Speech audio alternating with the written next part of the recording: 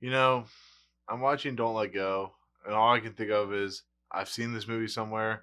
I've seen it before. I've seen it done better. I've seen Frequency, and that was done much better than this movie was.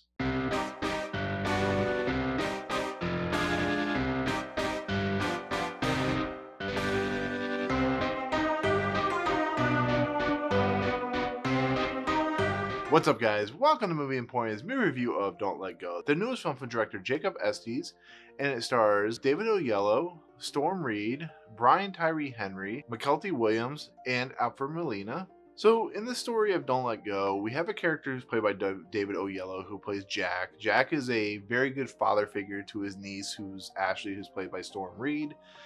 They have like a father-daughter relationship because the character who's played by Bryan Tyree Henry, who plays the father, has had a checkered past with drug dealing and so on and so forth. You see how this is going.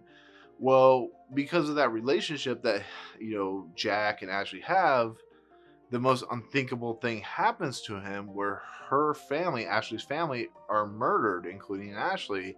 And with these types of things, it affects Jack to the point where he's trying to figure out who did it, but he can't figure out because there's so many loose ends. There's these drug deal problems, and there's the alcoholism, and just the way everything's placed out. It looks like a murder gone bad. And out of the blue, we never get a real answer. He receives a call from Ashley.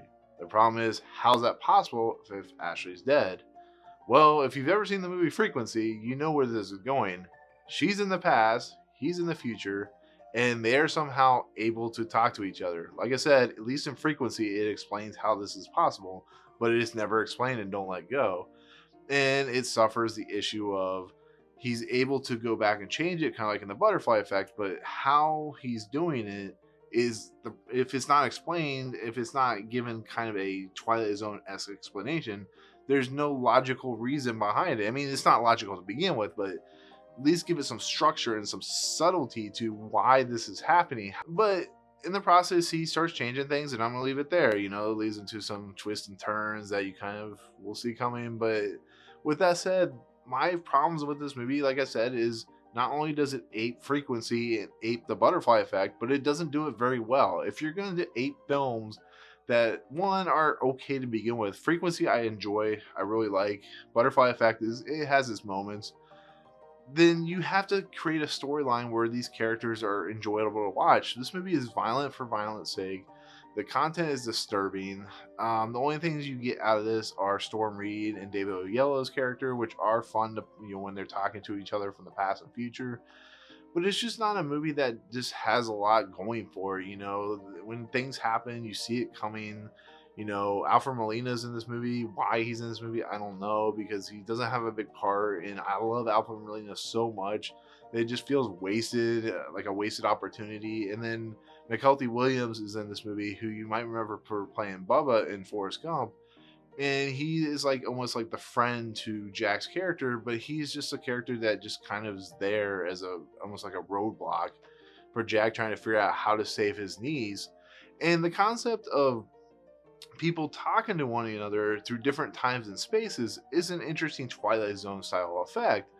But like I said, when the characters start doing things, when stuff starts happening, it's almost like I don't know. It's a really not. It doesn't work for me, and it is kind of cool to see her do things where he's like paying a red X or something like that, and then he sees the red X, but it's just like it doesn't really structure itself very well, and it doesn't feel like a whole movie sometimes, and it feels like a rush movie. It feels like this was an attempt to create a cell phone age version of this style of franchise, but it doesn't do it in a very well paced manner, and that's the problem. And then the music on top of that is just, oh my god, it's so annoying how the score plays out.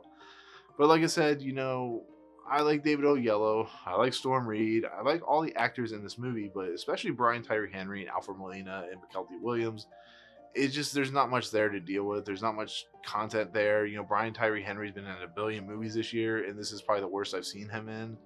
And like I said, it is what it is, but it's just not very much fun. This movie's not very much fun, and there was a lot of laughter in the theaters, which I don't blame them because when the pacing just goes off the rails and just goes here, goes here, goes here, goes here, I don't enjoy that. So, but that's it. That's gonna be my take on Don't Let Go. It's not a movie I highly recommend. You might have some fun with it, but it's gonna be a movie that doesn't make a lot of money. Maybe it'll show up in digital and you can buy it there, buy the Blu-ray, and maybe have some fun with it. But it's not definitely not the best of Blumhouse. So, anyways, that'll do it. If you like what you see, hit the subscribe button, hit the notification bell at the top to find out what's coming next, and comment below. Tell me what you think of this movie if you see it. Tell me what you think of Frequency or the Butterfly Effect when you see, if you've ever seen those movies. But otherwise, comment below on any video you see, and we'll see you guys on the next video. Peace out. What's up, guys? Thank you so much for checking out Movie Emporium. I really appreciate it. If you want to, go ahead and hit the subscribe button. Hit the notification button and the bell at the top. Find out what's coming next for Movie Emporium. Also, check out these 2 videos. They're amazing. I think they're awesome. I think you'll enjoy them too. But otherwise, thank you so much for watching, guys. We'll see you next time.